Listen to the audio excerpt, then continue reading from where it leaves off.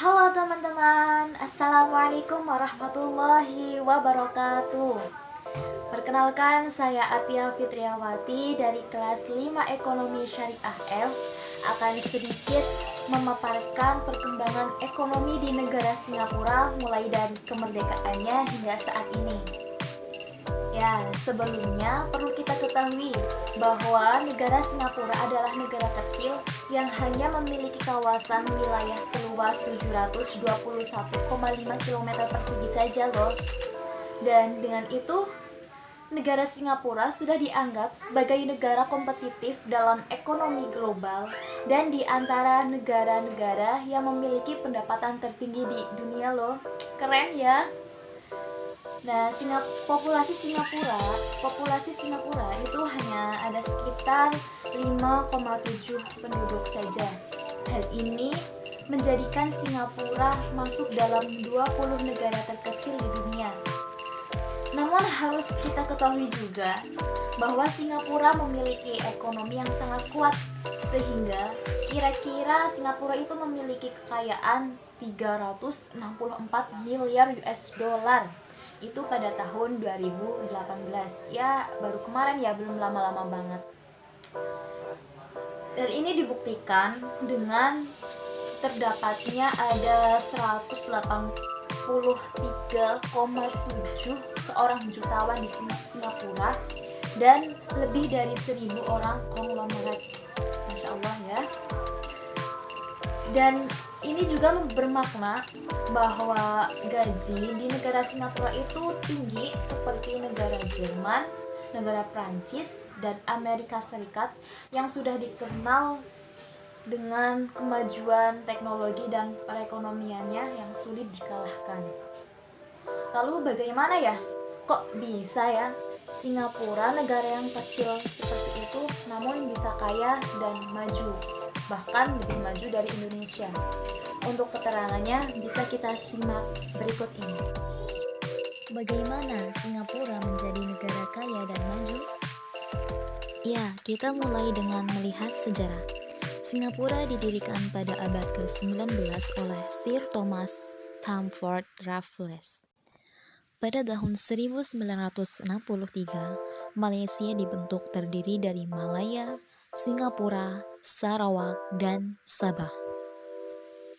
Setelah memisahkan dari Malaysia pada tahun 1965, Singapura tidak memiliki sumber daya alam apapun seperti minyak dan gas yang dapat dijadikan sebagai pendapatan negara. Hal demikian menyebabkan Singapura harus berjuang dan bekerja keras dalam tempo 50 tahun setelah itu. Namun begitu, Singapura memiliki keistimewaan yang tidak dapat dijual, yaitu lokasi. Singapura memiliki wilayah yang sangat strategis untuk jalan perdagangan, yaitu hubungan antara Asia dan Eropa. Meskipun Malaysia, Thailand, dan Indonesia juga memiliki wilayah yang strategis pula, namun mereka tidak begitu jaya seperti Singapura. Lalu, bagaimana ini bisa terjadi? Kuncinya adalah pada Perdana Menteri pertama mereka, yaitu Lee Kuan Yew. Berawal dari Singapura memiliki beberapa masalah seperti kekurangan rumah, imigrasi, dan bangunan-bangunan kumuh.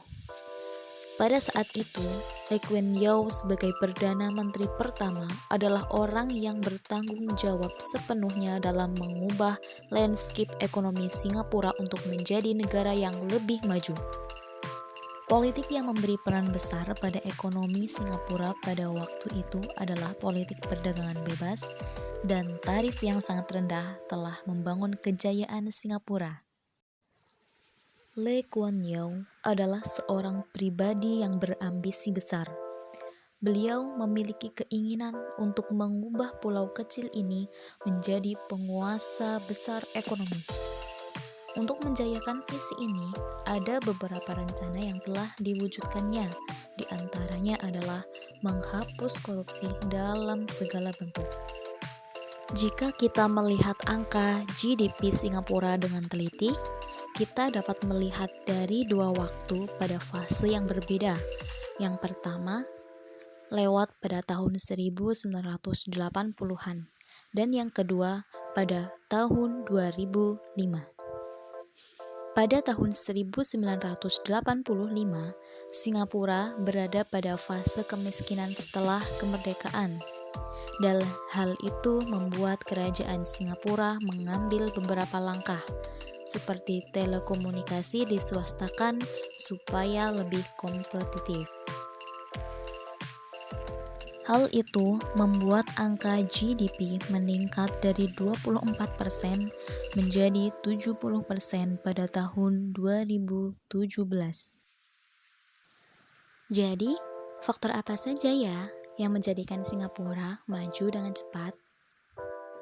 Faktor yang pertama adalah transportasi. Pelabuhan Singapura atau Port Singapore menjadi pelabuhan terbesar kedua di dunia. Pelabuhan ini menghubungkan antara 600 lebih pelabuhan dari 123 negara. Pada tahun 2016, pelabuhan ini sudah dapat menampung 30 juta kontainer. Selanjutnya ada Bandara Changi, telah mencapai rekor 65,6 juta penumpang pada tahun 2018 dengan sekitar 7.400 penerbangan setiap minggunya. Faktor yang kedua yaitu perdagangan. Singapura dianggap sebagai negara yang paling murah.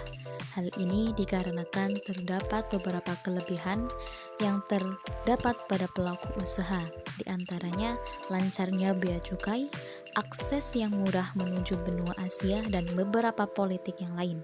Dengan itu, semua peluang kemajuan untuk para pengusaha sangatlah luas.